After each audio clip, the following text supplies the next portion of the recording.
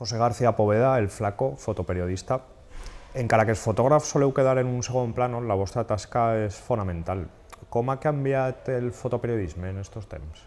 La verdad es que yo ya estoy estoy jubilado, pero sigo haciendo cosas mientras puedo y me deja Hacienda, sigo haciendo cosas, fotos hago siempre voy con la cámara, pero ha cambiado mucho en los últimos años con los móviles y con la crisis en todos los medios. La gente lo está pasando bastante mal y se ha perdido mucho.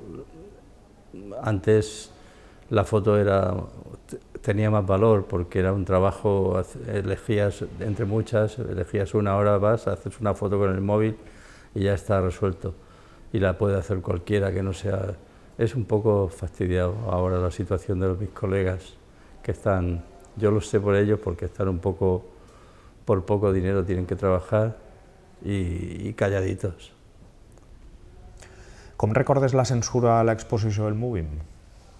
Pues fue un error que cometieron porque vieron lo que salía ahí y no lo pensaron, porque estuvo bien en parte que se quedaran descubiertos y que luego tuvo más trascendencia porque fue muy bonito cuando se hizo en la Galería Tomás Mar, se hizo otra vez la exposición y allí aquello estuvo bien porque nos aglutinó.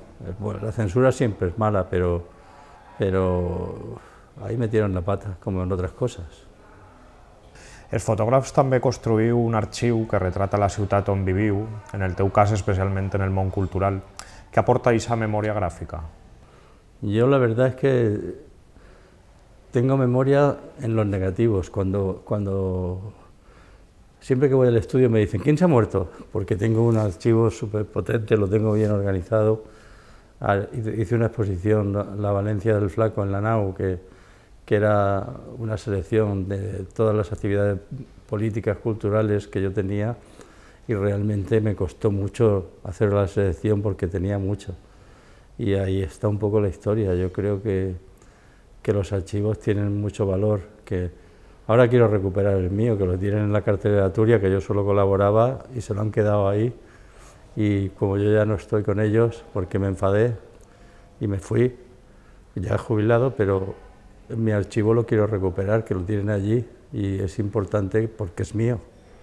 Ahora, cuando hice la exposición en el Movim ahora de Berlanga, se mosquearon un poco alguien de ahí de la Turia y estuvo ahí rajando de mí, de que las fotos eran de ellos, que yo estaba ahí, pero a mí me pagaban, si publicaban una foto 3 veces, me la pagaban las 3 veces, ¿sabes?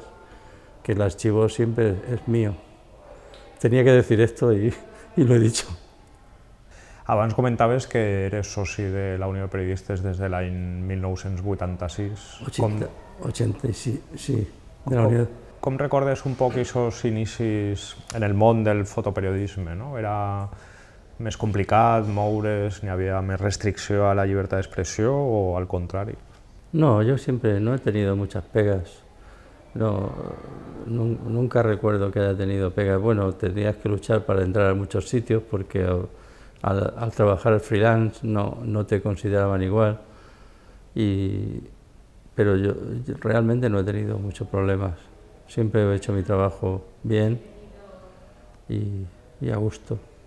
I quins problemes presenta un freelance, no? A l'hora de treballar, a diferència d'algú que està en plantilla? Com se viu? Bueno, en estos momentos es más difícil aún. Tienes que hacer trabajos muy arriesgados para que te los puedan comprar o muy importantes, porque ya tienen bastante con los fotógrafos que tienen, cada medio que tienen pocos, pero los exprimen todo lo que pueden y es muy difícil ser freelance. Yo lo que pasa, yo estuve trabajando en el Levante me contrató Ferran Belda y un día me dijeron algo y entonces fui y le dije, contrátame fijo o me voy, y me dijo, no puedo, tío.